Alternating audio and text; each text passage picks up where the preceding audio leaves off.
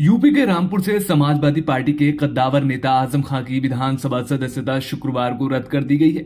आजम खां को गुरुवार को रामपुर की एमपी एमएलए कोर्ट ने हेट स्पीच के मामले में 3 साल की सजा सुनाई थी। आजम की विधानसभा की सदस्यता के लिए अयोग्य घोषित किए जाने का चुनाव आयोग का पत्र सामने आया, जिसके बाद विधानसभा सचिवालय ने इस बारे में देर शाम अधिसूचना जारी कर दी। आजम की विधानसभा सदस्यता समाप्त होने के साथ ही रामपुर सीट खाली होने का ऐलान कर दिया गया है। अब चुनाव आयोग रामपुर में खाली हुई सीट पर उपचुनाव का कार्यक्रम घोषित करेगा। जो रामपुर एमपी एमएलए कोर्ट का जो निर्णय आया था, जिसमें आजम को 3 वर्ष की जो सज़ा दी गई थी, उसी के मद्देनज़र हमने आज चुनाव आयोग से हमने मांग की थी कि नियम के अनुसार इसमें कार्रवाई होनी चाहिए और आजम की जो सदस्यता है उसको समाप्त किया जाना चाहिए। उसमें एक कॉपी हमने प्रमुख सचिव विधानसभा को और उसके अलावा जो संबंधित जो लोग हैं वहाँ सबको भेजी थी। उस पर संज्ञान लेते हुए आज शाम को आजम की विधानसभा की सदस्यता को समाप्त कर दिया गया। दरअसल हेट स्पीच मामले में रामपुर कोर्ट ने आजम खां को गुरुवार को 3 साल कैद और 6,000 रुपए के जुर्माने की सजा सुनाई थी। गौरतलब है कि 93 मुकदमों में फंसे आजम खां को ये पहली सजा है। वहीं कोर्ट का फैसला आने के कुछ देर बाद ही आजम को जमानत पर रिहा कर दिया गया। साथ ही सजा के ठीक एक दिन बाद विधानसभा अध्यक्ष सतीश महाना ने आजम की सदस्यता रद्द कर दी। जब किसी को कोर्ट के मामले में जब कभी सजा होती है तो उसमें विधानसभा की सदस्यता या संवैधानिक पद से इस्तीफा देना होता है, उसको रिक्त किया जाता है। बता दें कि कोर्ट से सजा के बाद आजम के हेट स्पीच की सीडी शुक्रवार को निर्वाचन कार्यालय को सौंप दी गई। ये सीडी आजम खां के मिलक कोतवाली क्षेत्र में खाता नगरिया गांव में 7 अप्रैल 2019 को दिए गए भाषण की है। सजा सुनाते वक्त कोर्ट ने अपने आदेश में कहा कि विवादित भाषण की मूल हार्ड डिस्क निर्वाचन कार्यालय को सौंप दी जाए और निर्वाचन कार्यालय हार्ड डिस्क को अपील के समय तक सही सलामत रखे।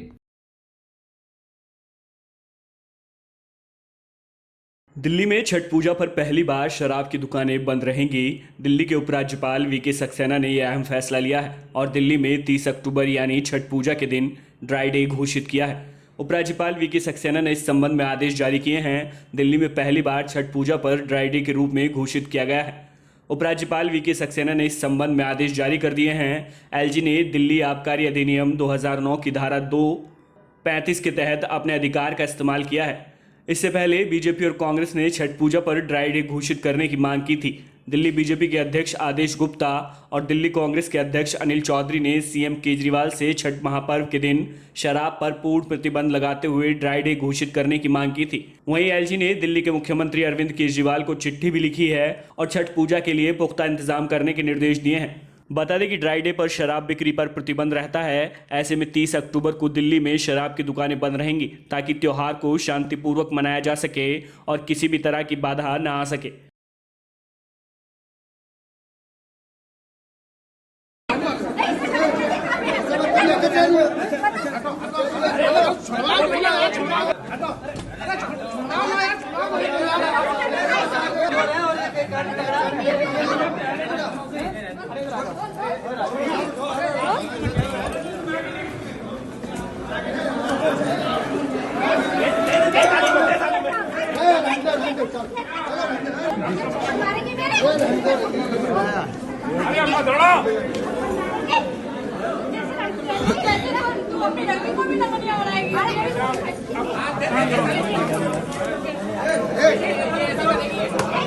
अरे बीच बचाव कर दो।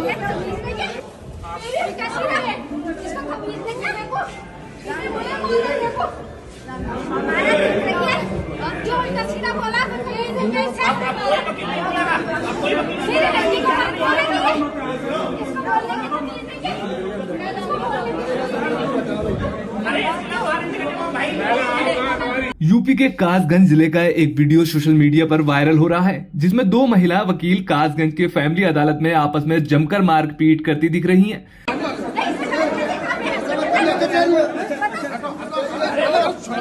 दरअसल दोनों वकील महिलाओं की मारपीट की ये वीडियो कासगंज जिला सत्र अदालत के बाहर की है।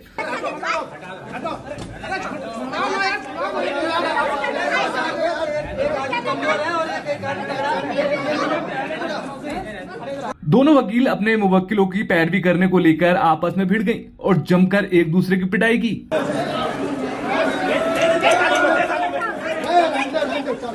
उन्होंने मुझे कोर्ट रूम के सामने मुझे घेर लिया। इसमें शुभम कुमार और इन दोनों ने मुझे पकड़ के, शुभम कुमार और किशोर कुमार बोस ने मुझे पकड़ के मतलब धक्का देके जमीन पर गिरा दिया। और इन्होंने सिंधु कौशिक और अनिमा बोस ने भी लात घूंसे से मारा पिटाई करी। मेरा हाथ मरोड़ दिया, मेरा हाथ में फ्रैक्चर हो गया, मेरे चेहरे पे भी चोट आई है। वहीं योगिता सक्सेना ने कासगंज कोतवाली पुलिस को तहरीर देकर मामले में कार्रवाई की मांग की है। देखिए 27/10/2022 शाम को एक महिला कासगंज कोतवाली में आई थी। उन्होंने एक तहरीर दी है। ये प्रकरण पूरा हमारे संज्ञा में है। तहरीर के आधार पर मुकदमा लिखवाकर आवश्यक वैधानिक कार्रवाई की जाए। प्रधानमंत्री नरेंद्र मोदी ने वीडियो कॉन्फ्रेंसिंग के जरिए गुजरात रोजगार मेले को संबोधित किया। रोजगार मेले के तहत 10 लाख युवाओं को नौकरी देने का लक्ष्य रखा गया है।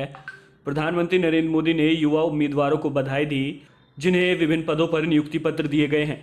ગુજરાતના હજારો દીકરા દીકરીઓને એક સાથે રાજ્ય સરકારના જુદા જુદા વિભાગોમાં સંવર્ગોમાં નિયુક્તિ પત્ર અને સિલેક્શન પત્ર, પસંદગી પત્ર એ વિતરિત થઈ રહ્યા છે।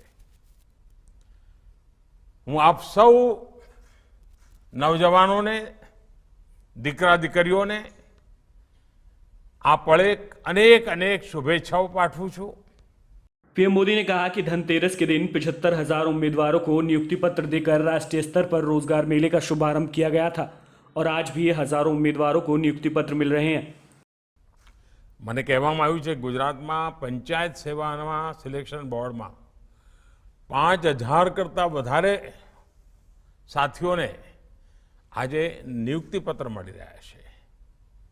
એ જ રીતે ગુજરાતમાં પોલીસ સબ ઇન્સ્પેક્ટર આના જે ભરતી બોર્ડ છે, જેમાં લોકરક્ષકની ભરતી છે, આમાં પણ લગભગ 8,000 કરતાં પણ વધારે ઉમેદવારોને આજે પસંદગી પત્ર મળી જવાના છે। पीएम मोदी ने कहा कि आने वाले कुछ महीनों में रोजगार मेलों का आयोजन राष्ट्रीय और राज्य स्तर पर होता रहेगा, जिसके तहत केंद्र सरकार 10 लाख नौकरियां देने का काम कर रही है। આવનારા દિવસોમાં સમગ્ર દેશમાં રાષ્ટ્રીય સ્તર પર અને રાજ્યો પણ હવે એમાં ભાગીદાર બની રહ્યા છે। ત્યારે જેમ ભારત સરકારે એક રોજગાર મેળો શરૂઆત કરી, આજે ગુજરાત થોડાક જ દિવસમાં જોડાઈ ગયું। મારી પાસે તો માહિતી છે લગભગ બધા રાજ્યો આગળ આવી રહ્યા છે। કેન્દ્ર શાસિત આપણા યુનિયન ટેરિટરી પણ આવી રહી છે।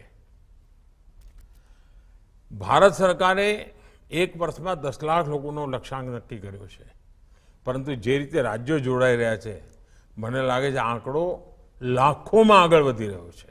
पीएम मोदी ने अपने संबोधन में कहा कि 2047 तक भारत को विकसित राष्ट्र बनाने में युवाओं की महत्वपूर्ण भूमिका रहेगी। पीएम ने युवाओं से अपील की कि वो समाज और देश के प्रति अपने कर्तव्यों को जिम्मेदारी से पूरा करें, जिससे विकास और प्रगति के दरवाजे खुलेंगे।